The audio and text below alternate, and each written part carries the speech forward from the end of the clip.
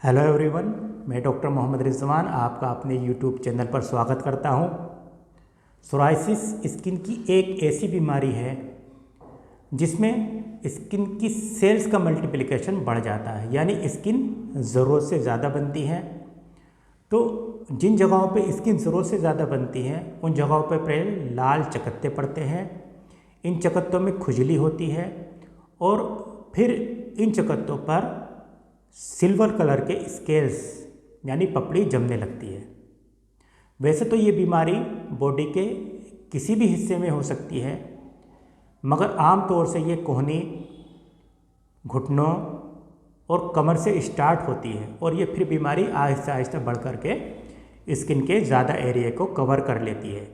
जब ये बीमारी स्काल्प यानी सर से शुरू होती है तो इसको स्काल्प सोराइसिस कहा जाता है, और जब ये बीमारी हाथ की हथेलियों और पैरों के तलवों से शुरू होती है तो इसको पामोप्लांटर सोराइसिस कहा जाता है। नेल पर भी इस बीमारी के प्रभाव पड़ते हैं। सर्दियों का मौसम इस बीमारी के लिए काफ़ी ज़्यादा खतरनाक है।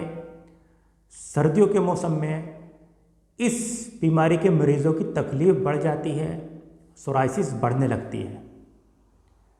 सर्दियों की खुश्क हवा इस बीमारी को बढ़ाने में एक इम्पोर्टेंट रोल प्ले करती है। आप सभी जानते हैं कि सर्दियों के मौसम में आम लोगों में भी स्किन में ड्राइनेस बढ़ जाती है, जिसके लिए उन्हें बार बार मॉइस्चराइज़र लगाना पड़ता है।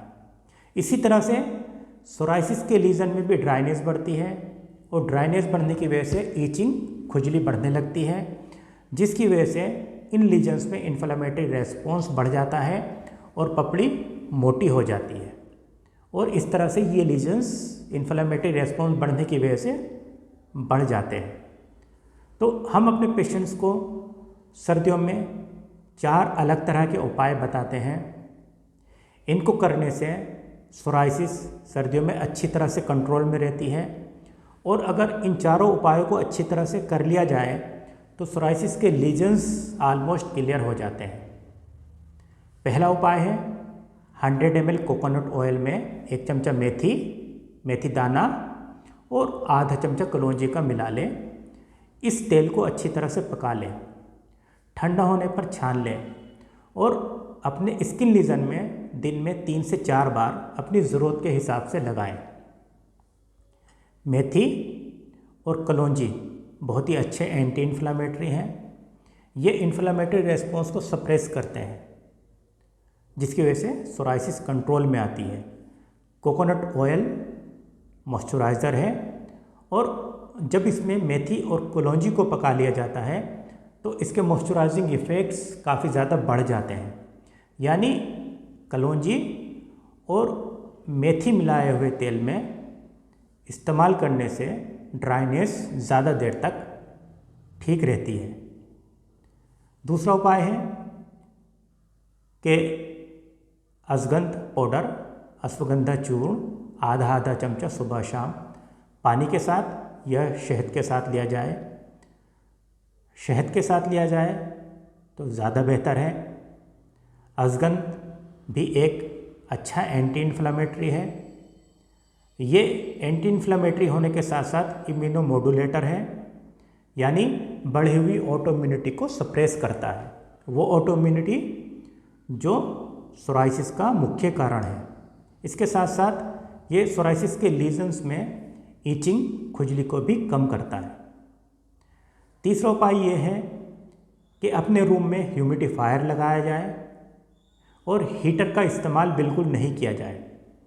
अगर हीटर का इस्तेमाल करना बहुत ज़्यादा ज़रूरी है तो हीटर के सामने चौड़े मुँह के बर्तन में यानी भगोने या थाली में थोड़ा पानी भर करके रख दें। हीटर की गर्मी से ये पानी आहिस्ता आहिस्ता इवेपोरेट होता रहेगा और रूम में नमी बनी रहेगी। चौथा उपाय ये है कि ऐसी डाइट जिसमें विटामिन ई और विटामिन डी ज़्यादा होता है उसके इस्तेमाल को बढ़ाया जाए।